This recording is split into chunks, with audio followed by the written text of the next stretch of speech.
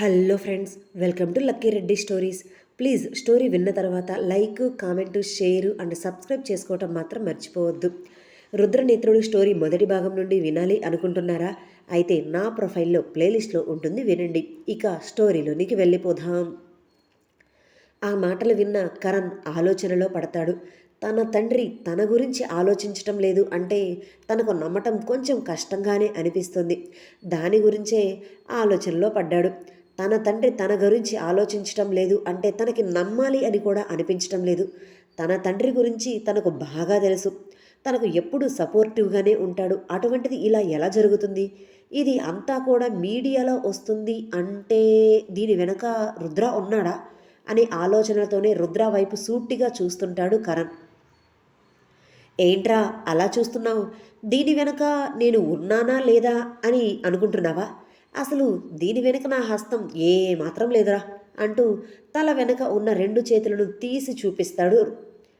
రుద్ర నిజం చెప్తున్నాడో అబద్ధం చెప్తున్నాడో ఆ క్షణం కరణ్కి ఏమీ అర్థం కాదు.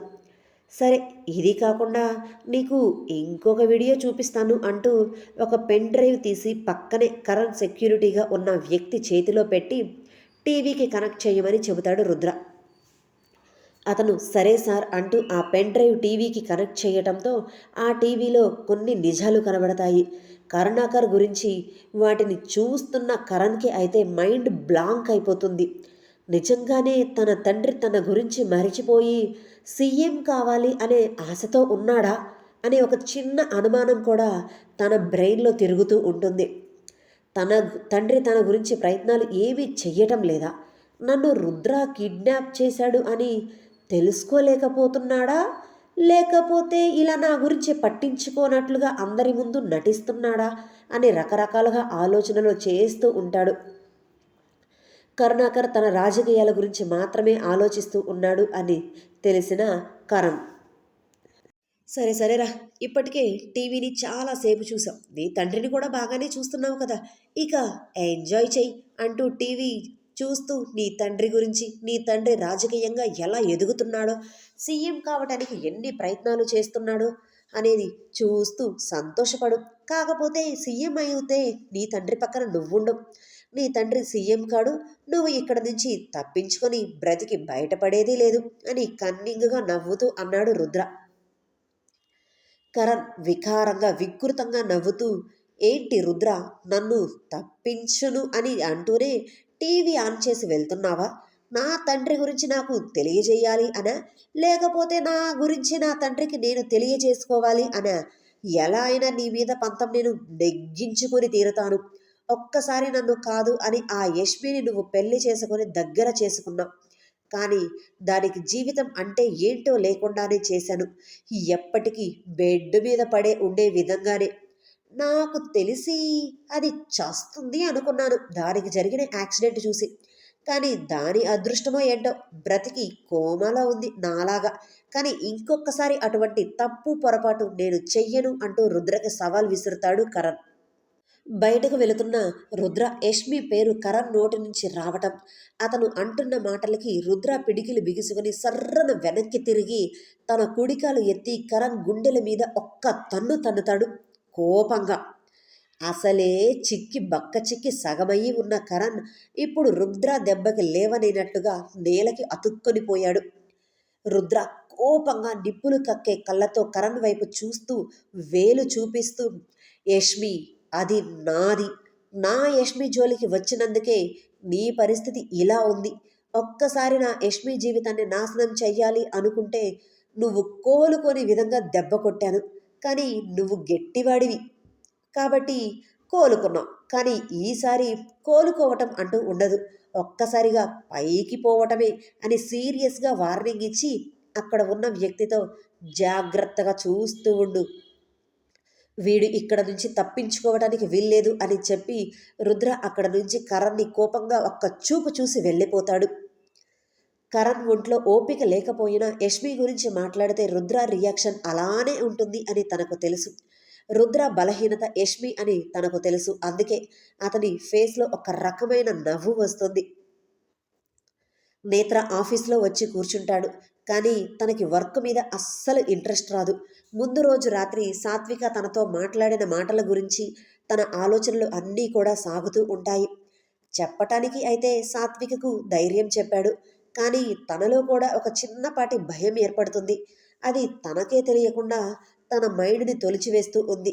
తన మామ నిజంగానే వాళ్ళకి తన గురించి నిజం తెలిసింది అని చంపేస్తాడా వాళ్ళని కూడా? లేకపోతే కూతురు, అల్లుడు అని వదిలేస్తాడా? అయినా అంతవరకు ఎందుకు రావాలి? నా మామ చేస్తున్న తప్పులని ఎందుకు బయటకు తీయకూడదు అని ఆలోచనలో ఉన్నాడు. తనకు తను చావు గురించి భయపడటం లేదు. కానీ ఒక్కవేళ తనకు ఏదైనా జరిగితే అప్పుడు సాత్విక పరిస్థితి ఏంటి అనే ఒక్క ఆలోచన మాత్రం తనని కుదురుగా ఉండనివ్వటం లేదు. సాత్విక కూడా అదే ఆలోచిస్తుంది. తనకు ఏమైనా అయితే తన బావ ఉండగలడా అని. అదే ఆలోచనను ముందు రోజు రాత్రి నేత్ర ముందు బయట పెట్టింది. మా మామ ఎంతటి క్రూరుడు! కళ్ళకు కట్టినట్లుగా చూసిన నేత్ర మాత్రం కుదురుగా ఒక్కచోట ఉండలేకపోతున్నాడు. రోజు యాక్టివ్‌గా ఉండే నేత్ర ఆ రోజు వర్క్ మీద ఇంట్రెస్ట్ పెట్టలేక చాలా డల్‌గా ఉండటంతో నేత్ర పిఏ అది గమనించి "ఏమైంది సార్" అని అడిగినా "ఏమీ లేదు. ఈరోజు వర్క్ అంతా మీరే చూసుకోండి" అంటూ అక్కడి నుంచి వెళ్ళిపోతాడు. నేత్ర అక్కడి నుంచి డైరెక్ట్‌గా రుద్ర ఇంటి లోపలికి ఎంటర్ అవుతాడు. అక్కడ రాజేంద్ర సోఫాలోనే కూర్చుని ఉన్నా కూడా అతన్ని పట్టించుకోకుండా అతనిని దాటుకొని దాక్షాయిని రూమ్ వైపు అడుగులు వేస్తాడు. అది గమనించిన రాజేంద్ర ఏంట్రా ఇక్కడ నేను ఉన్నా పట్టించుకోకుండా అలా లోపలికి వెళ్ళిపోతున్నావు, నాతో మాట్లాడవా అని నవ్వుతూ నేత్రతో మాట్లాడతాడు. నేత్ర రాజేంద్ర వైపు నిర్మలంగా ఒక చూపు చూసి సమాధానం ఏమీ చెప్పకుండా దాక్షాయిని ఉన్న రూమ్లోనికి వెళ్తాడు. కానీ అక్కడ రూమ్లో దాక్షాయిని లేకపోవటంతో బయటకు వస్తాడు. అప్పుడు తనకు ఎదురుగా గంగ రావటంతో అమ్మ ఎక్కడ ఉంది అని గంగని అడిగాడు. మేడం గారు యష్మి రూమ్లో ఉన్నారు అని చెప్పటంతో సరే అంటూ నేత్ర అక్కడ ఉన్న రాజేంద్రను పట్టించుకోకుండా దాక్షాయిని దగ్గరకు వెళ్ళిపోతాడు. వీడికి ఏమైంది? కనీసం నేను మాట్లాడినా కూడా పట్టించుకోవటం లేదు. ఎప్పుడు వచ్చినా కూడా అంకుల్ అంటూ సరదాగా నాతో మాట్లాడుతూ ఉండేవాడు. కానీ ఇప్పుడు కనీసం నన్ను పట్టించుకోలేదు. నేను మాట్లాడినా కూడా తిరిగి నా వైపు ఒక్కసారి చూసి అలా వెళ్ళిపోతున్నాడు. చూస్తుంటే ఫేస్ కూడా ఏదో డల్‌గా ఉన్నాడు. ఏం జరిగిందబ్బా? ఏదైనా ప్రాబ్లమా? అని ఆలోచనలో ఉండి నేత్ర వెనకే యష్మి రూమ్ వైపు వస్తాడు.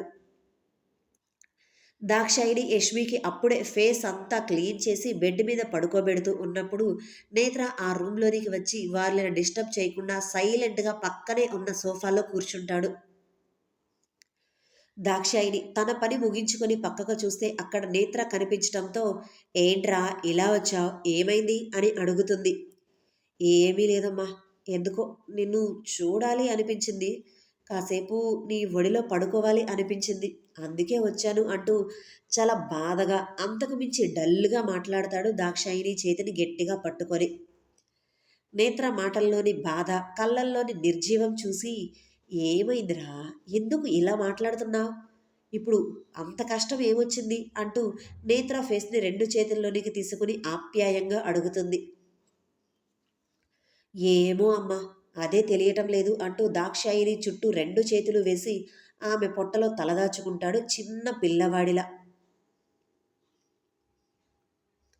వెనకే వచ్చిన రాజేంద్ర నేత్రాని చూసి ఏమైంది వీడికి, మరీ ఇంత డల్గా మాట్లాడుతున్నాడు, మహేంద్ర ఏమైనా అన్నాడా? కానీ మహేంద్ర ఏదైనా అనే రకం అస్సలు కాదే, నోట్లో నాలుక లేనివాడు. ఆఫీస్లో ఏదైనా ప్రాబ్లమా? ఆఫీస్లో ప్రాబ్లంకి ఇలా డల్ అయిపోయేవాడైతే కాదే. ఏదైనా సరే స్ట్రాంగ్గా ఢీకొట్టి ఎదుర్కొనేవాడు. అటువంటిది ఇప్పుడు ఇలా ఉన్నాడు అంటే ఏంటి కారణం అని అనుకుంటూ మహేంద్రకు ఫోన్ చేస్తూ అక్కడ నుంచి వెళ్ళిపోతాడు రాజేంద్ర. బహుశా అక్కడే ఉండి ఉంటే తన గురించి వాళ్ళందరికీ నిజం తెలిసింది అనే విషయం చాలా ముందుగానే తెలుసుకునేవాడు రాజేంద్ర. కానీ మహేంద్రకి ఫోన్ చేస్తూ వెళ్ళిపోవటంతో అసలు నిజాన్ని తెలుసుకోలేకపోయాడు. ఏంట్రా, ఏదైనా ప్రాబ్లమా? ఎందుకు ఇలా మాట్లాడుతున్నావు? నువ్వు ఇలా మాట్లాడుతుంటే నేను నిన్ను చూడలేకపోతున్నానురా అంటూ నేత్ర పక్కనే కూర్చుంటూ అడుగుతుంది. నేత్ర ఆమె ఒడిలో తల పెట్టుకొని ఏమో అమ్మా, తెలియటం లేదు. మొదటిసారి ఫర్ ది ఫస్ట్ టైం నన్ను నమ్ముకొని వచ్చిన సాత్వికకు అన్యాయం చేస్తాను ఏమో అని భయంగా ఉంది. తన మనసులో ఉన్న బాధకి నేను ఆన్సర్ చెప్పుకోలేకపోతున్నాను అని ఆలోచన నేను తట్టుకోలేకపోతున్నాను అంటూ సాత్వికకి తనకి మధ్య జరిగిన సంభాషణ అంతా కూడా చెబుతాడు.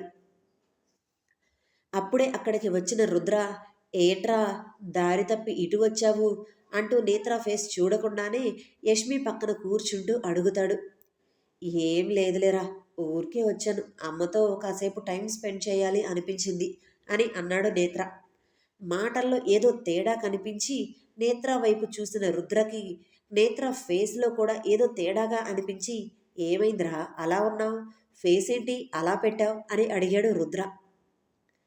ఏమీ లేదులేరా బాబు, బాగానే ఉన్నాను అని దిక్కులు చూస్తూ సమాధానం చెప్తాడు. కనీసం రుద్ర వైపు కూడా చూడడు నేత్ర.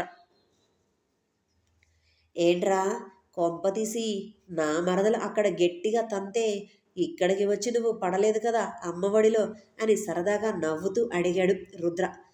దానికి చిన్న నవ్వు నేత్ర సమాధానంగా బయటకు వస్తుంది, కానీ జరిగిన విషయం ఇది అని మాత్రం చెప్పలేదు. నేత్ర వైపే సూటిగా చూస్తూ, నీ మామని త్వరలో చంపేయాలి అనుకుంటున్నాన్రా, నువ్వేమంటావ్ అని అడిగాడు నడుం మీద రెండు చేతులు పెట్టుకున్న రుద్ర. రుద్ర అలా అనటంతో ఒక్కసారిగా షాక్ కొట్టినట్లుగా అప్పటి వరకు దాక్షాయిని ఒడిలో తల పెట్టుకుని పడుకొని ఉన్నవాడు ఒక్కసారిగా లేచి కూర్చున్నాడు. అప్పటి వరకు 4 అడుగుల దూరంలో ఉన్న రుద్ర ఒక్కసారిగా నేత్ర దగ్గరకు విసురుగా వచ్చి నేత్ర షర్ట్ కాలర్ పట్టుకుని పైకి లేపి గట్టిగా నేత్ర చెంప మీద ఒక్కటి పీకాడు. అంతే, ఇవాల్టి స్టోరీ. అసలు ఎందుకు కొట్టాడు ఏంటి అనేది మనం రేపటి భాగంలో తెలుసుకుందాం. Like, share, comment, subscribe. Thank you. Stay tune.